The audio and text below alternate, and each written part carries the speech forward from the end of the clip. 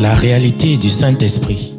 Le Saint-Esprit de Dieu est peu connu par les chrétiens parce que plusieurs ne l'ont pas encore revêtu et même pour ceux qui l'ont revêtu, il demeure un mystère. La lecture de ce livre vous permettra de le revêtir, de connaître son langage et de découvrir les mystères cachés de sa personne. Pour tout contact, appelez au plus 237 678 78 16 21 plus 237 242 0020 09 et il deviendra pour vous une réalité.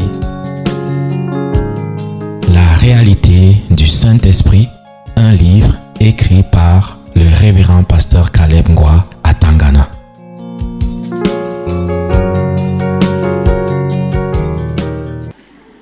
Aujourd'hui, on a commencé, je dirais, le culte par la fin. Bon, en tout cas, c'est selon la conduite du Saint-Esprit de Dieu.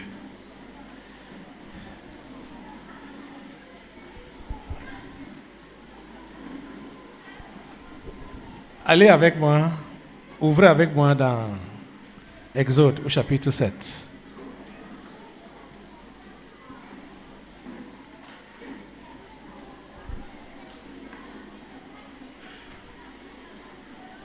Exode chapitre 7.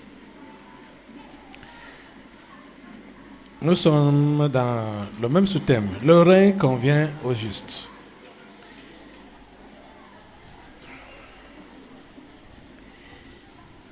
L'Éternel dit à Moïse, vois, je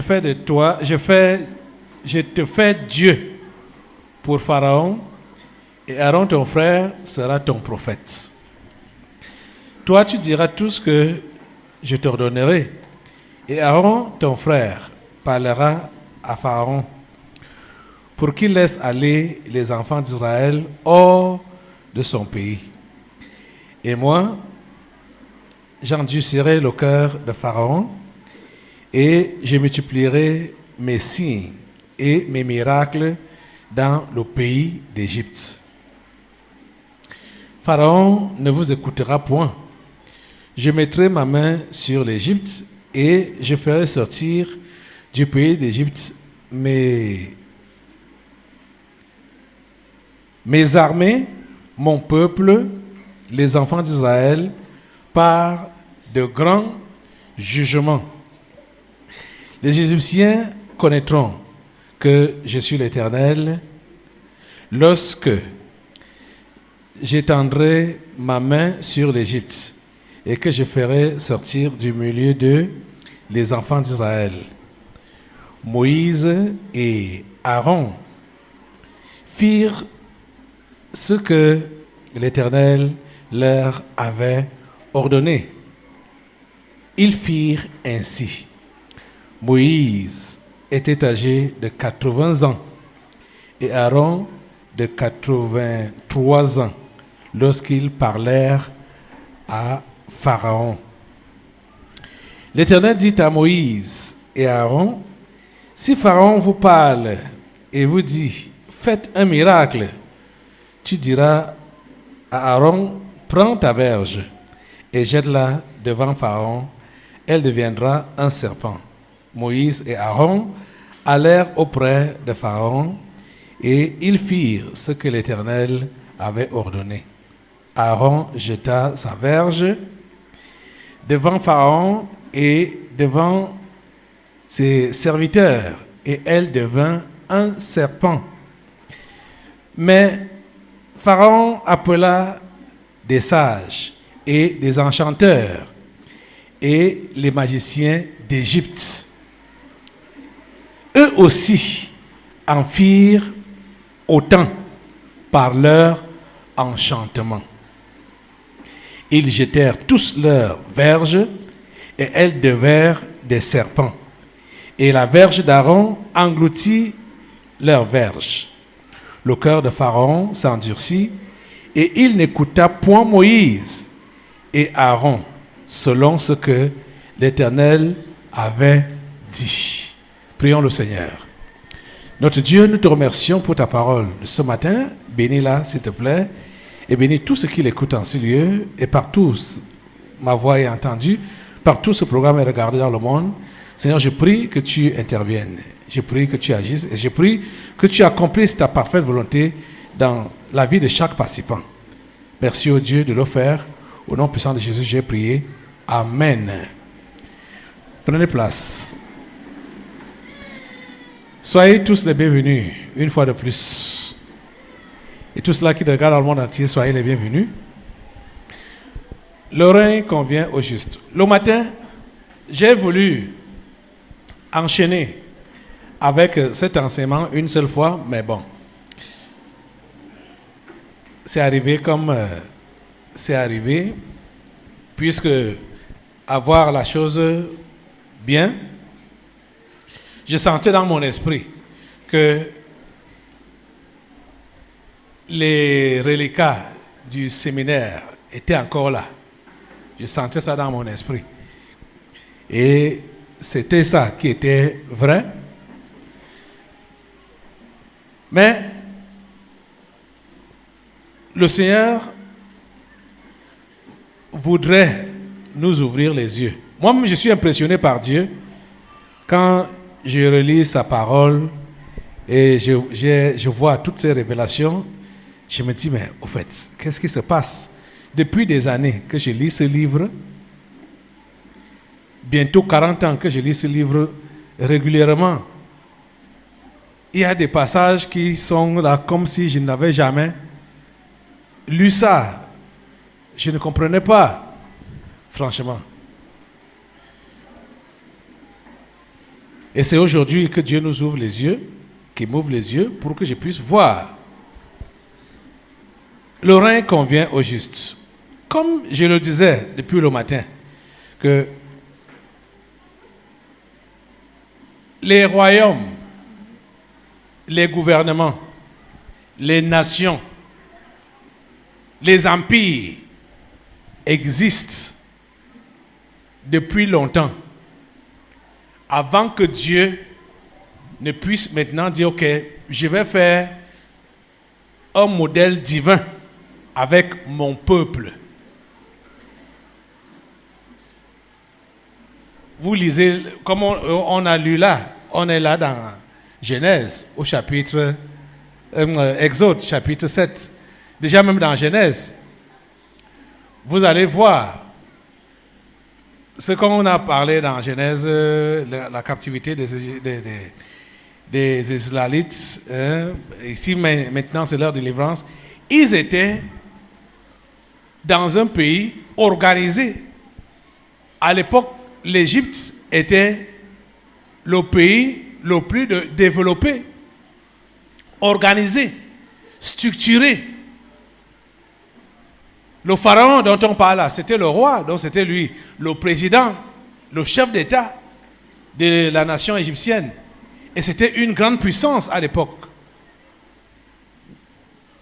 Ces royaumes existaient. Mais nous sommes en train de voir, le texte que je vous ai fait lire aujourd'hui est juste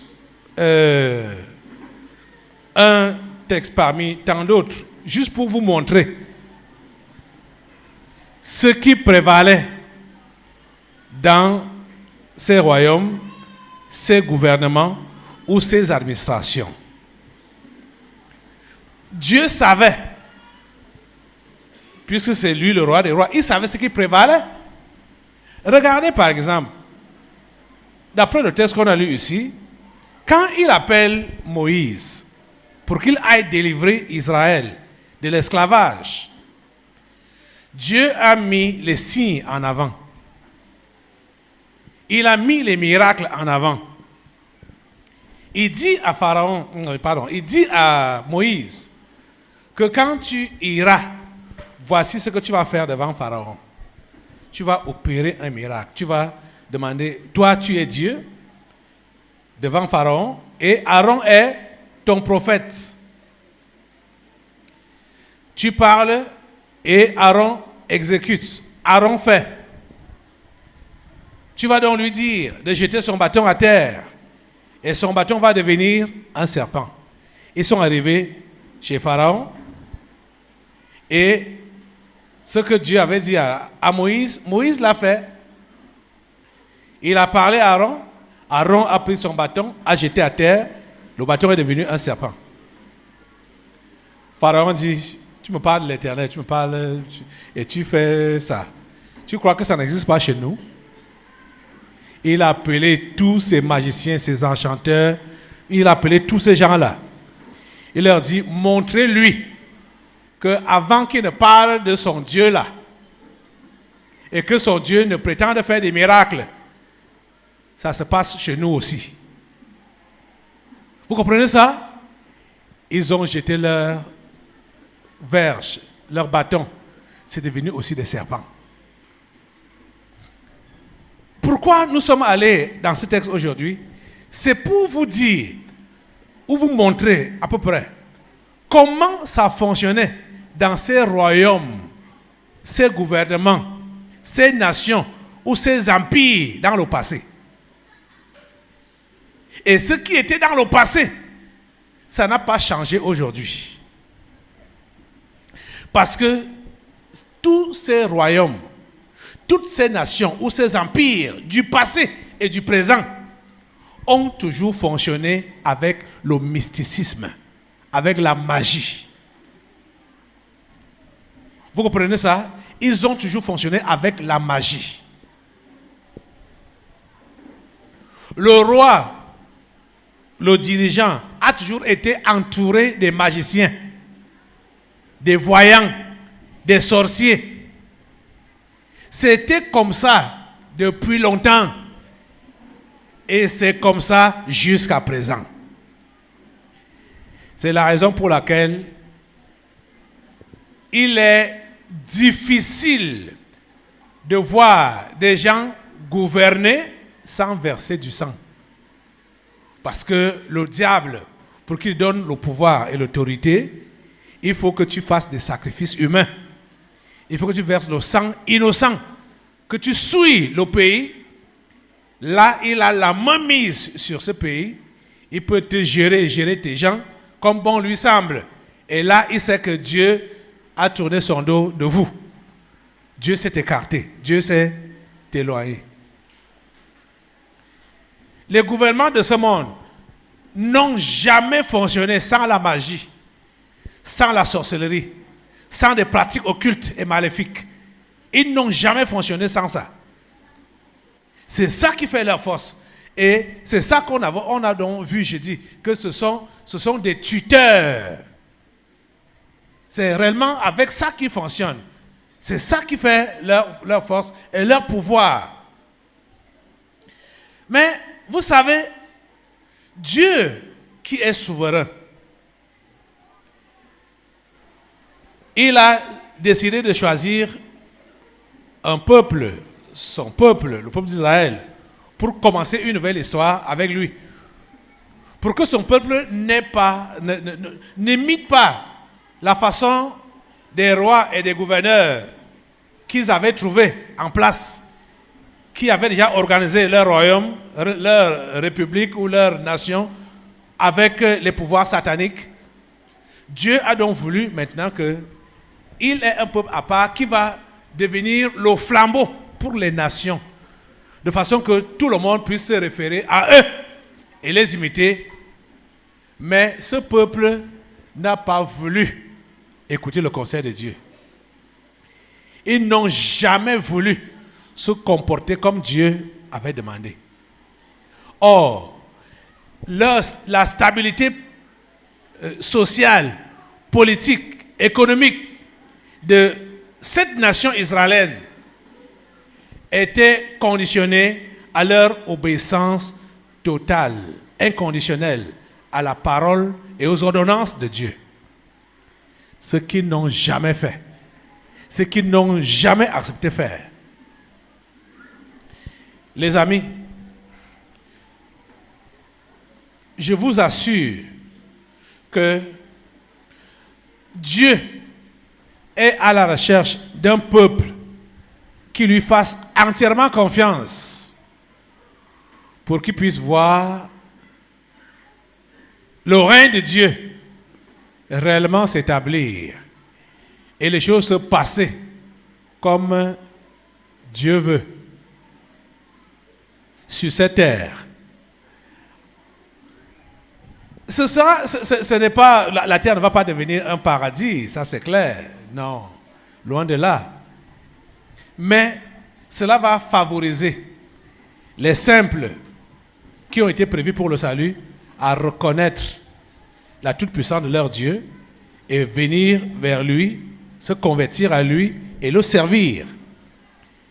Quand ils verront que Dieu est en train de les conduire miraculeusement et pendant qu'ils observent et ils mettent seulement en pratique les commandements de Dieu, la parole de Dieu, la terreur s'empare de leurs adversaires et leurs adversaires les laissent tranquilles.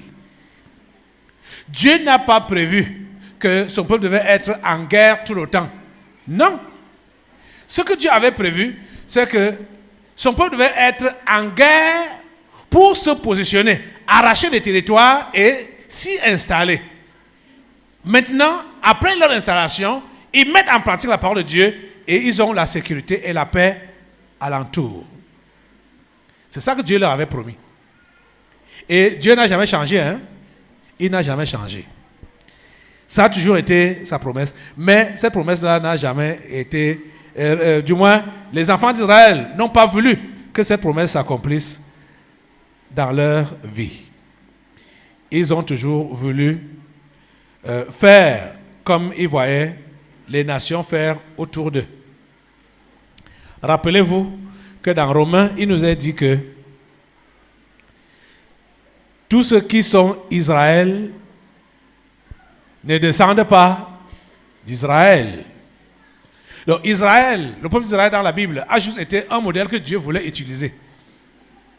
Maintenant, n'importe quel peuple qui s'engage à observer ce que Dieu a ordonné verra ce que Dieu a prévu que ça doit se passer avec un tel peuple. Un peuple qui lui obéisse. Ce peuple-là va connaître la protection, sa protection et sa sécurité. Écoutez, bon, allons dans Deutéronome chapitre 27. Deutéronome chapitre 27. Versets 9 et 10. Voici ce que Dieu dit par exemple. La Bible dit, Moïse et les sacrificateurs, les Lévites, parlèrent à tout Israël et dirent, Israël, sois attentif et écoute aujourd'hui. Tu es devenu le peuple de l'Éternel, ton Dieu. Tu es devenu qui? Le peuple de l'Éternel, ton Dieu. Verset 10. Tu obéiras à la voix de l'Éternel, ton Dieu, et tu mettras en pratique ses commandements et ses lois que je te prescris aujourd'hui. Voilà ce que Dieu demande à son peuple. L'obéissance et la mise en pratique de sa parole. Vous comprenez ça? Et les investissements ont été donnés. Mais ces gens n'ont jamais voulu mettre en pratique ces ordonnances. Et je vous dis que nous, aujourd'hui, Dieu nous parle de la même manière. Dieu nous interpelle de la même manière. Si aujourd'hui, nous décidons de lui obéir, nous allons connaître ce qu'il a prévu. Je veux que nous partions, avant de revenir sur le chapitre 27, allons d'abord au chapitre 28. On va juste introduire là, lire le verset 1, qui dit, et c'est Dieu qui parle à son peuple, il dit, si tu obéis à la voix de l'Éternel, ton Dieu, en observant et en mettant en pratique tous les commandements que je te prescris aujourd'hui, l'Éternel, ton Dieu, te donnera la supériorité sur toutes les nations de la terre. Soulignez ça dans votre Bible. La condition pour Dieu par rapport à son peuple d'être une grande puissance, c'est faire quoi? C'est faire quoi? Hein? C'est faire quoi? Obéir et pratiquer les commandements de Dieu. Ok, regardez. Aujourd'hui, la Russie fait partie des grands de ce monde, non? Hein? Mais tout récemment, vous savez les lois, les nouvelles lois que Poutine a mis en place là-bas pour interdire la prière, interdire l'évangélisation, interdire de parler de Dieu, interdire d'évangéliser les païens. Il a promulgué des nouvelles lois dans ce sens-là. Publiquement. Est-ce qu'on peut réellement donc considérer la Russie comme une grande puissance? Hein? Ce que nous voyons aujourd'hui comme grande puissance, est-ce que c'est des peuples qui ont la crainte de Dieu? Comme les États-Unis ou comme la Chine populaire? Est-ce qu'ils ont la crainte de Dieu? Voilà les pays qui n'ont rien à faire avec Dieu et qui ne veulent même pas qu'on parle de Dieu. Mais il y a quelque chose qui s'est donc passé. Parce que le diable change de tactique à chaque fois. Hein. Quand le diable voit qu'ici, on veut déjà le découvrir, il va changer de tactique et essayer de passer d'une autre manière. Mais Dieu s'est rassuré d'avertir toujours son peuple. Dieu s'est rassuré de mettre les garde-fous à chaque étape parce qu'il est Dieu et il prévoit des choses à l'avance. Dieu savait que dans les derniers jours, dans des jours comme ceux-ci, il y aurait des nations, des peuples qui vont prétendre le connaître et prétendre et le présenter aux autres peuples. Donc, eux, ils seront des peuples puissants et forts et des peuples, entre guillemets, croyants et qui vont donc encadrer les peuples païens, les peuples indigènes, comme les peuples africains, en leur faisant croire qu'ils connaissent Dieu et que c'est parce qu'ils connaissent Dieu que Dieu les a élevés.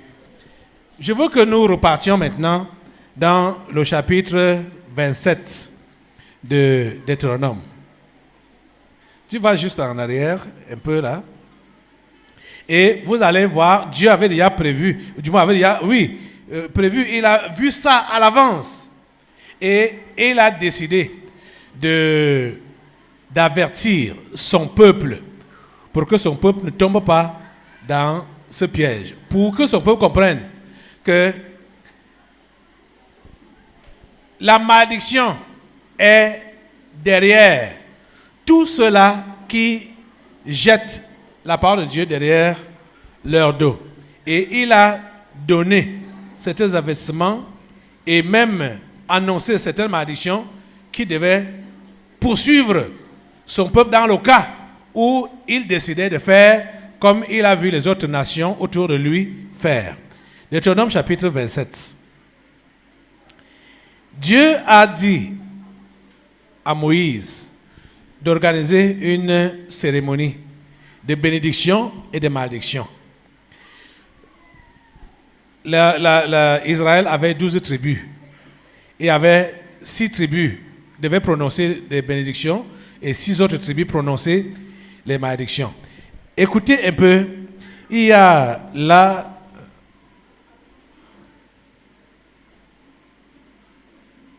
12 malédictions majeures qui étaient prononcées. Et vous savez, c'est ça qui caractérise la vie de nos sociétés aujourd'hui. Et ces malédictions-là, ou ces choses-là passent d'abord derrière la première grande malédiction, qui est derrière l'idolâtrie. Parce que s'il y a un péché que Dieu déteste le plus, c'est le péché de l'idolâtrie. Vous savez que l'idolâtrie a souvent été considérée par lui comme l'infidélité, comme l'adultère. Vous comprenez ça? Dieu déteste ça. Dieu ne veut pas, son premier commandement dit ça, qu'il est un Dieu jaloux, qui ne veut pas partager sa gloire avec quelqu'un d'autre. Voici ce qui est dit. Verset 15, Deutéronome 27. Maudit soit l'homme qui fait une image taillée ou une image en fonte, abomination de l'Éternel, œuvre des mains d'un artisan, et qui la place dans un lieu secret, et tout le peuple répondra et dira Amen. Les images taillées, vous savez que c'est l'opprobre de toutes les religions traditionnelles. Quand j'appelle religion traditionnelle, c'est-à-dire que ça soit catholicisme, que ce soit animisme, que ce soit n'importe quoi, c'est des représentants. C'est-à-dire Dieu est représenté par des images, par des statuettes. Vous comprenez? Et ça, c'est le plus gros péché, s'il faut dire ainsi. Le péché de l'idolâtrie. Vous comprenez ça? Dieu n'aime pas ça. Vous voyez que en Afrique, quand ils sont venus avec la religion, ils savaient que au niveau des Africains là, c'est des mots de terre, des statuettes, les crânes. La tradition des crânes n'existe pas d'aujourd'hui. Hein? Ce n'est pas d'hier. C'est depuis qu'on pratique ça en Afrique, au Cameroun, à l'ouest Cameroun. Vous voyez? Donc, ces pratiques-là, c'est des vieilles pratiques. Alors, quand la religion est venue, la religion catholique, en l'occurrence, est donc venue avec les idoles ou les images de la religion. Pour dire non, vous pouvez abandonner ça, même comme ils sont revenus encore derrière ça maintenant, hein, parce que maintenant là, eux-mêmes encouragent l'idolâtrie, le catholicisme encourage l'idolâtrie, ils encouragent les traditions, ils encouragent tout ça. Vous voyez? Mais auparavant, ils ont amené leurs images. Il est vrai, ça cherchait deux objectifs. Il y avait l'objectif commercial, qu'on vend ces choses-là, il y a de l'argent qui entre. Et également l'objectif de la perdition et imposer la malédiction sur les gens. Parce que, comme Dieu a dit, que maudit soit celui qui fait ces choses-là, ils savent que quand quelqu'un fait donc ça, cette personne est sous la malédiction. Et bien évidemment, Dieu va lui tourner le dos. Et ils peuvent donc faire de cette personne tout ce qu'ils veulent. Parce qu'ils savent que la personne n'a plus le secours de Dieu. La personne n'a plus le soutien de Dieu. Donc ils sont passés officiellement par le péché de l'idolâtrie. Et ils ont imposé ça à tous les Africains. Je parle dans le contexte des Africains. Si quelqu'un dit qu'il est un chrétien authentique dans la religion, ici, on sait que celui-là doit avoir un crucifix. C'est-à-dire une croix au cou là. Il doit avoir des images, des statuettes qu'il considère comme Marie, comme les saints, Joseph et consorts. Vous voyez? Or, cette personne se place sous la malédiction. Je veux dire quoi? L'Occident, avec le concours des esprits familiers et des pères fondateurs des Africains, ils se sont rassurés que nos peuples restent sous la malédiction en introduisant la religion des idoles. Et aujourd'hui, ils encouragent même les idoles traditionnelles. Au point où, quand on doit aller enlever le crâne, on appelle la bénédiction du prêtre ou du pasteur. Vous voyez? Tout cela devient la même chose. C'est pourquoi vous allez voir les sorciers ou les sorcières, comme ce qu'on vient d'entendre tout à l'heure là, une maman sorcière qui dit à sa fille que si tu veux aller à l'église, que ça soit chez les protestants ou chez les catholiques, ou alors tu deviens musulman, parce qu'il n'y a que trois religions à leur connaissance. Donc, les trois acolytes qui travaillent avec eux. La réalité du Saint-Esprit. Le Saint-Esprit de Dieu est peu connu par les chrétiens parce que plusieurs ne l'ont pas encore revêtu et même pour ceux qui l'ont revêtu, il demeure un mystère. La lecture de ce livre vous permettra de le revêtir, de connaître son langage et de découvrir les mystères cachés de sa personne. Pour tout contact, appelez au plus 237 678 78 16 21 plus 237 242 0020 09 et il deviendra pour vous une réalité. La réalité du Saint-Esprit, un livre écrit par le révérend pasteur Caleb Ngwa à Tangana.